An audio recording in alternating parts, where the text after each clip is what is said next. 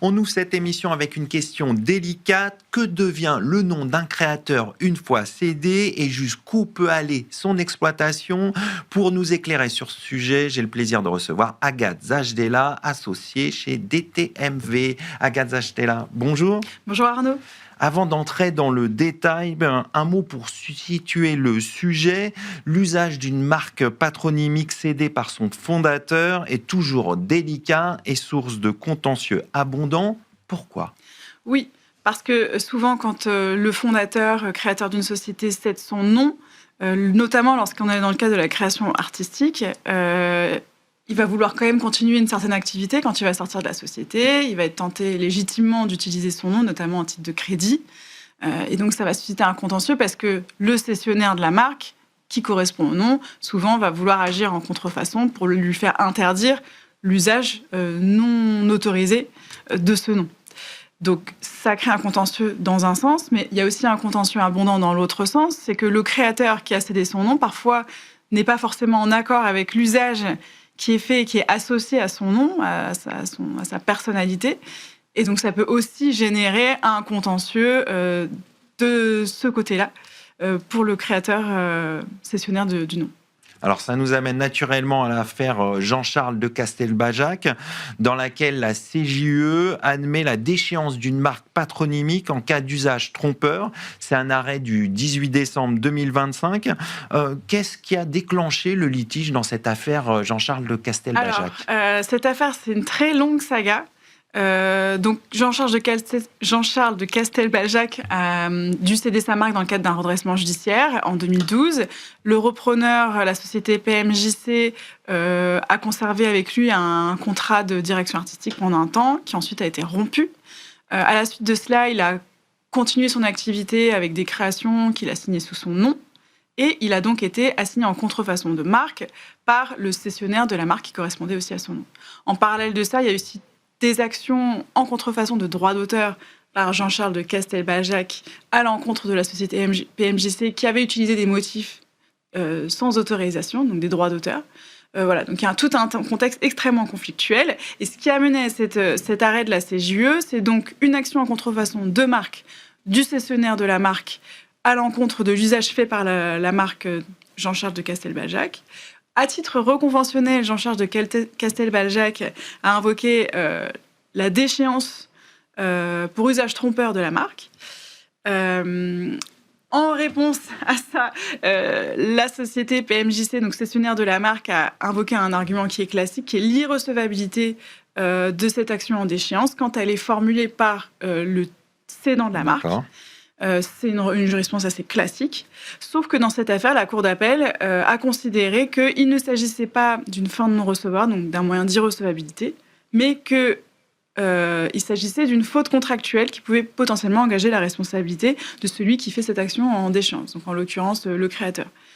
Ça a été jusque devant la Cour de cassation, il y a eu un pourvoi qui a rétabli la solution habituelle, à savoir que le titulaire de la marque qui a cédé sa marque, il a une obligation de garantir la non-éviction à l'encontre de son cessionnaire. Ça veut dire quoi, la non-éviction ? Alors, la non-éviction, en fait, simplement, elle ne doit pas troubler la jouissance paisible de son propre cessionnaire. Il a l'obligation de ne pas porter atteinte à la jouissance paisible. C'est issu du droit commun, droit civil. D'accord. Et donc appliqué en droit des marques, c'est notamment tout simplement ne pas demander la nullité de la marque qu'il a lui-même cédée. Donc la Cour de cassation a rétabli la règle applicable qui est habituellement retenue, à savoir que c'est une demande qui est irrecevable lorsqu'elle est formée par le cédant. D'accord. Et qu'est-ce qui fait qu'on est arrivé jusqu'à la CJUE ? Et donc, elle a justement posé une exception pour la première fois, donc c'est inédit, où elle a considéré que lorsque le cessionnaire est à l'origine et responsable de faits postérieurs à la cession qui ont poussé le cédant à faire cette action en déchéance, donc ils ont eu des agissements qui ont potentiellement rendu la marque trompeuse à l'égard du public, alors il y a une exception et cette action en déchéance peut être jugée recevable. Alors là, on ne dit pas si elle est bien fondée, juste qu'elle est recevable. Et ensuite, la Cour de cassation a posé une question préjudicielle à la CJUE pour savoir, c'est le deuxième point, si une marque peut être déchue pour usage trompeur lorsque la tromperie porte sur la caractéristique qu'est la paternité stylistique, c'est-à-dire la personne à l'origine de la création, de la direction artistique de la création. D'accord. Voilà. Et c'est dans ce contexte un peu complexe que la CJE s'est prononcée. Alors, pourquoi, selon vous, elle a donné raison à Jean-Charles de Castelbajac, du coup ? Alors, elle a donné raison, pas complètement, parce que là encore, on est sur vraiment du droit. Donc tout ça va devoir ensuite être jugé avec les faits de l'espèce. En tout cas, elle a statué dans un sens favorable sur les principes. Elle a effectivement... et donc, elle a retenu, donc la CJE a retenu que la déchéance d'une marque pour usage trompeur doit porter sur une caractéristique essentielle du produit. Donc ça, c'est la règle de droit qui est applicable. Et donc, elle a considéré que la paternité stylistique, en matière en tout cas de mode, pouvait être considérée comme une caractéristique essentielle qui est déterminante pour le public. Donc, si la tromperie porte sur cette caractéristique-là, elle est susceptible d'entraîner la nullité de la marque. Et elle a ajouté qu'il ne s'agit pas, s'agissant de l'usage d'un nom qui a été cédé en titre de marque, il ne s'agit pas simplement d'un usage de la marque sous ce nom alors que la personne n'est plus dans l'entreprise, puisque c'est assez classique en matière de droit des marques, sinon on ne pourrait plus jamais céder une marque qui correspond à un nom, et que le public sait que ce n'est pas forcément la personne dont le nom est apposé sur le produit qui est à l'origine toujours de la création du produit. En revanche, là, c'est la porte de la CJE.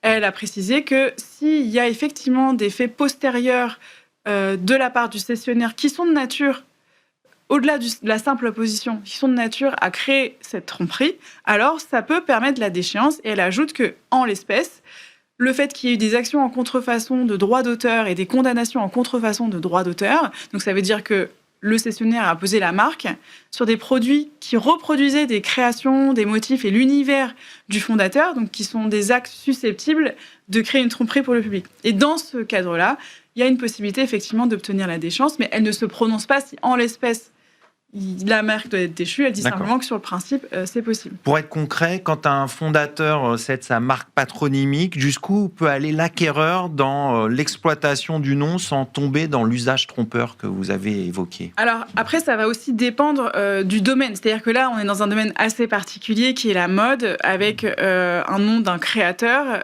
Et donc, en matière de mode, la CJE a considéré que c'est une caractéristique essentielle, la paternité stylistique. Dans plein d'autres domaines, ça va pas forcément être une caractéristique essentielle. Alors, il y a beaucoup de litiges, notamment dans le domaine culinaire.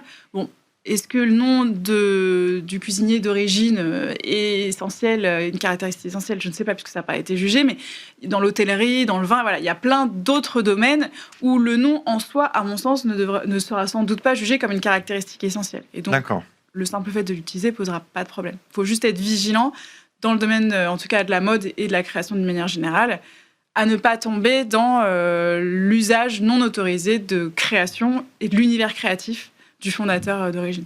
On va conclure là-dessus. Merci Agathe Zajdela. Je rappelle que vous êtes associée chez DTMV. Merci Arnaud. Tout de suite, on va parler des clauses pénales dans les contrats.